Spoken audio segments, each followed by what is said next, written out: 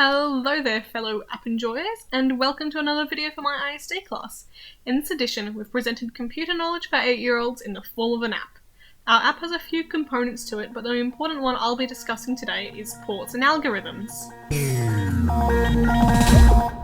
Within our app, we have a few core learning topics. These are ports and algorithms, in combination, inputs and outputs, and finally, data. The design process is the most important stage of game development. Not else much can occur in the game making process without it, and personally it's my favourite bit. For our process, we first looked over the Australian curriculum and decided what important parts we wanted to focus on, and what we had to include. For example, one of the things required under the IT curriculum was education on First Nations, so that's going to be a part of our game. After we looked at the curriculum, we decided which topics would be the most appropriate to give to 8-year-olds. These are the topics I mentioned in the previous section. We looked at what the Year 12 said last year and considered what worked well and what didn't from their project. We considered the topics they had and how they had set out their information. Once our topics were selected, we got to work on designing what they would include and what they would look like. Whilst I will be saying in the next section that paper prototypes are the beginning of most things, it is in actual fact the UI sketches. It's your starting point for considering how things may look, thus why they're a sketch.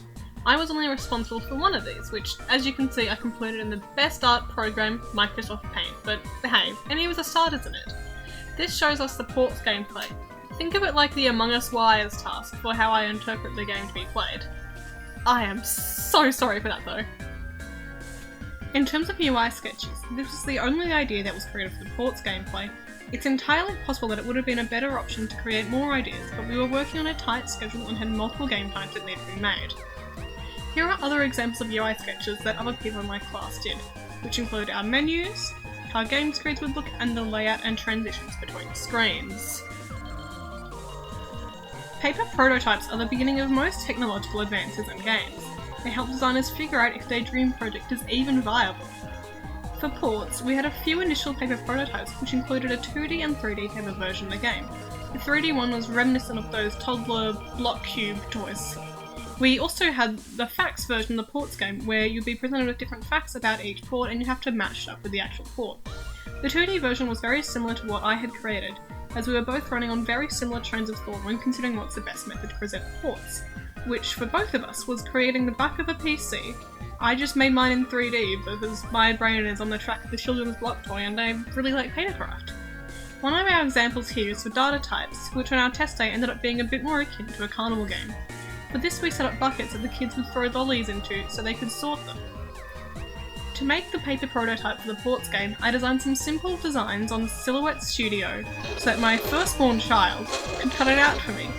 And after about 30 to 40 minutes of it screaming loudly, we had a nice looking paper prototype. Our major key success criteria is that the 8-year-olds can understand it, because if they can't, then we've done something wrong during the design process. Although we as 17 and 18-year-olds might be able to understand a lot of IT concepts, what we know and can comprehend isn't necessarily what they can understand. So as long as they can understand it, then we've done a good success there.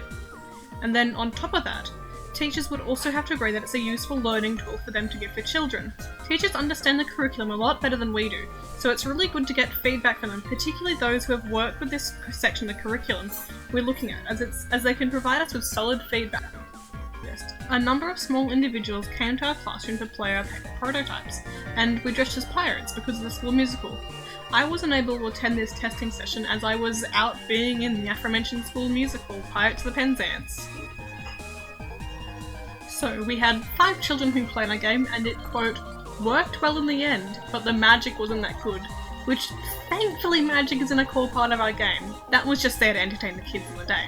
In terms of the feedback from the actual Year 6s, they gave us feedback on the devices and the ports and algorithms. To begin with, let's look at the devices feedback. We'll learn that the kids had an okay understanding, but they struggled with inputs and outputs, but overall they did understand the concept of it, which is good to hear. Next we can move on to the feedback for the ports and algorithms.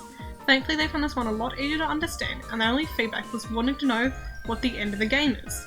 The shapes helped them understand what the ports are, but they struggled to explain algorithms. Finally, we have feedback from the teacher in the room. Thankfully, his feedback was positive. He gave a 4 out of 5 that the game was easy to understand, and that the game is very effective for learning, and he also wrote that the children were engaged with the game. Overall, from 5 children, the feedback was very positive, with only some minor fixes in terms of describing inputs, outputs, and booleans, as well as deciding what exactly the end goal of the game will be. We are yet to discuss as a class about how we want the final app to look, at least to my knowledge. I was out being a sister for 3 days after I had the kids visit, so we might have missed an important conversation here or there. But from my personal opinion, I'm very comfortable with our menu designs. I think they'll look nice, and with a bit of graphic design, they'll look even better. It's just how we'll be delivering and presenting the content that we're not fully set on, and I personally feel like I'm overstepping a bit on the rest of the class if I start to form a design ideas right here in this video.